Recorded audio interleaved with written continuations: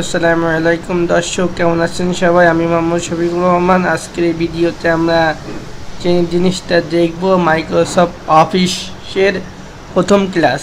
Okay guys, so প্রথমে আমরা right click করে নিউতে যাব। নিউতে যে অফিস ওয়ার্ড ওপেন করলাম, একটা সুন্দর একটা নাম দিলাম, যেমন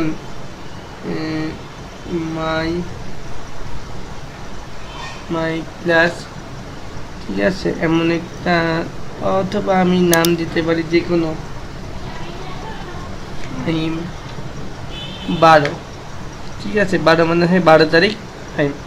তো এইটাকে আমরা প্রথমে যে একটা এইটাকে যেমন রাখলাম এনের মধ্যে, আরেকটা আমি এর মধ্যে ফোল্ডারে খুলে নিই। এই ফোল্ডারের নাম দিলাম ফাহিম 12, ঠিক আছে? দেওয়ার পরে আমরা এটাকে এর মধ্যে ঢোকাই দিলাম, ঠিক আছে? এইবার আমরা এটাকে ওপেন করলাম। এখানে আমরা লাখ লাখ ফাইল রাখতে পারি, যত খুশি, ঠিক আছে? এর মধ্যে আমরা ওপেন করলাম। ওপেন করার পরে আমাদের 13 ইন্টারফেস আসলো এরকম, ঠিক আছে? এইবার আমরা আমরা কিছু টাইপ করব, যেমন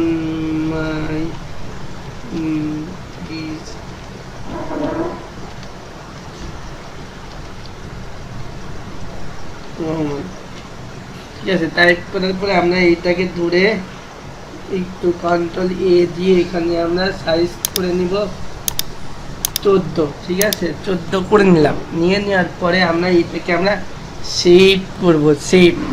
সেভ করতে হলে আমরা প্রথমে এই যে মাথার উপরে যে সেভ বাটন না, এখানে আমরা ক্লিক করব। ক্লিক করলে আমাদের এটা সেভ হয়ে গেল। একটা পদ্ধতি, আরেকটা পদ্ধতি কি, কন্ট্রোল এস ক্লিক করলে সেভ হয়ে গেল, কন্ট্রোল প্লাস এস। আরেকটা পদ্ধতি কি, এখান থেকে যেমন ফাইলে যাব, ফাইলে যে হলো সেভে ক্লিক করলে সেভ হয়ে গেল। 3টা শিখলাম। আমি আরেকবার রিপিট করে দিচ্ছি। এই ফাইলটাকে আমরা সেভ করতে, তাহলে এখানে সেভে ক্লিক করলে সেভ হয়ে গেল।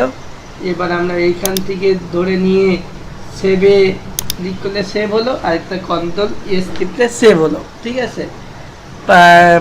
প্রথম পর্ব ক্লাসটা, ঠিক আছে, মাইক্রোসফট ট্যাটারের উপরে।